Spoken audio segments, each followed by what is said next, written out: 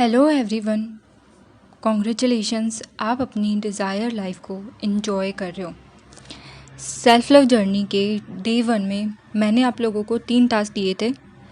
तो अब आगे उस जर्नी को कंटिन्यू रखने के लिए मैं आप लोगों को एक पावरफुल और मैजिकल प्रेयर के बारे में बताने वाली हूँ।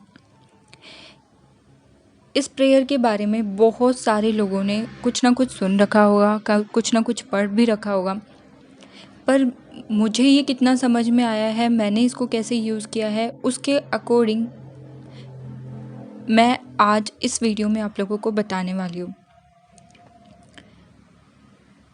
इस दुनिया में सब कुछ एनर्जी है और एनर्जी हमेशा चेंज होती रहती है या फिर कभी भी चेंज हो सकती है।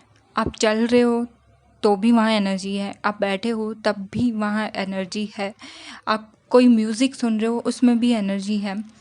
तो एनर्जी हमेशा चेंज होती रहती है, लेकिन होती ज़रूर है। हर जगह एक एनर्जी है।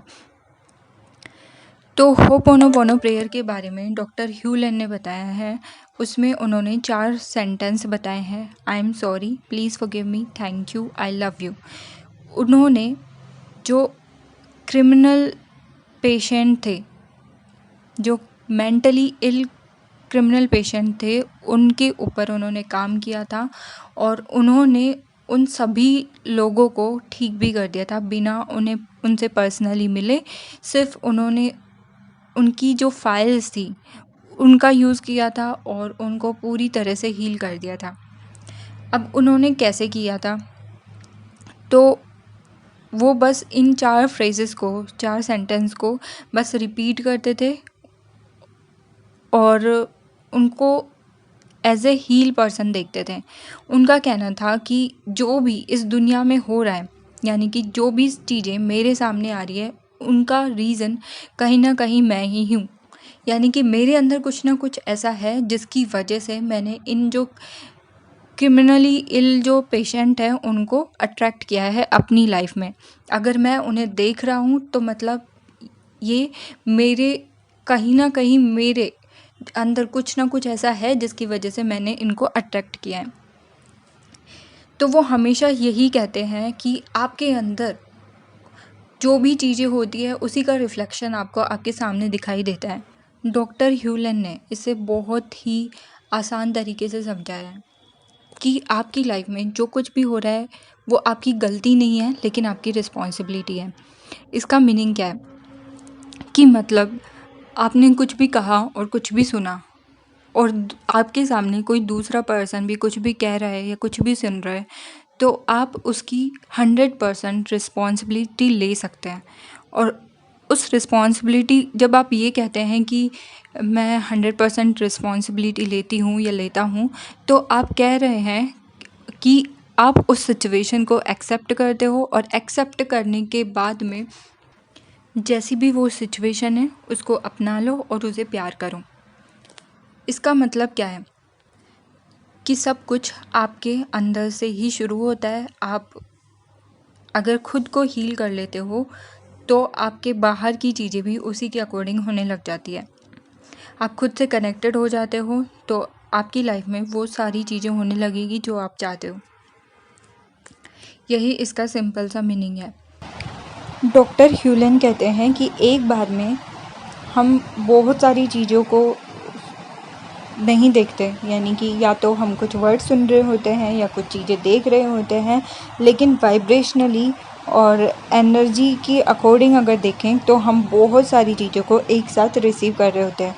हमें नहीं पता होता कि हम एक बार में कितनी सारी चीज़ों को रिसीव कर रहे हैं और कितने सारे नेगेटिव इमोशंस और नेगेटिव ब्लॉकेजेस को अपने अंदर होल्ड कर रहे हैं। जैसे कि अगर आपने सेल्फ लव जर्नी डे 1 का अगर टास्क कंप्लीट किया होगा जो मैंने आपको दिया था, तो आपको अपने पेरेंट्स से, अपने फैमिली मेम्बर से ये पता लगा होगा कि उस टाइम पे आपने किस तरह की वाइब्रेशन को अपनी लाइफ में अट्रैक्ट किया होगा।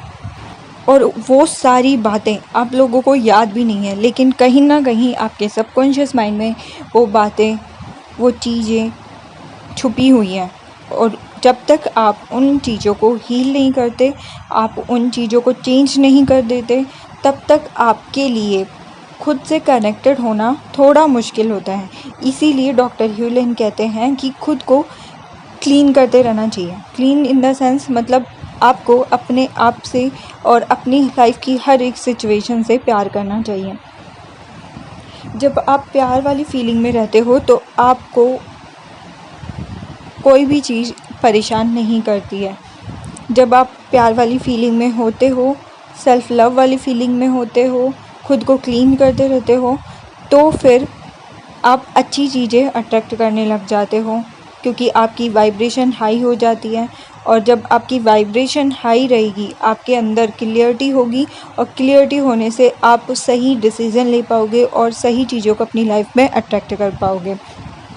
जैसे एक छोटे से एग्जांपल से समझते हैं कि अगर कोई इंसान बहुत ही मोटा हो जाता है, यानी कि उसने किसी ना किसी वजह से अपनी लाइफ में मोटापे को अट्रैक्ट कर लिया है, तो वो क्या करे और उसको होपोनोपोनो प्रेयर को किस तरह से यूज़ करना चाहिए।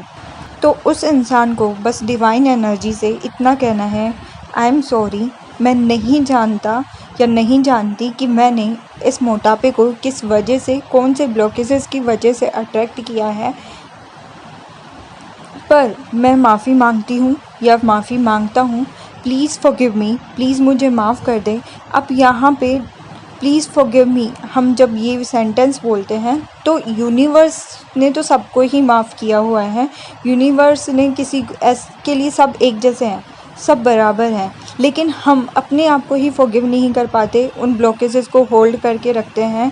किसी ने कुछ बोल दिया तो उसको होल्ड कर लेते हैं, नेगेटिविटी को होल्ड करके रखते हैं, बहुत सारी चीज़ें ऐसी होल्ड कर लेते हैं और उनको बाहर नहीं निकाल पाते, उनको लेट गो नहीं कर पाते। तो हम एक ऐसी प्रॉब्लम को क्रिएट कर लेते हैं अपनी लाइफ में जो हम चाहते नहीं हैं। तो प्लीज़ फॉरगिव मी जब हम ये सेंटेंस कहते हैं तो हम यूनिवर्स से हेल्प मांग रहे होते हैं कि यूनिवर्स हमारी हेल्प करे हमें अपने आप को फॉरगिव करने में। फिर वो आता है थैंक यू।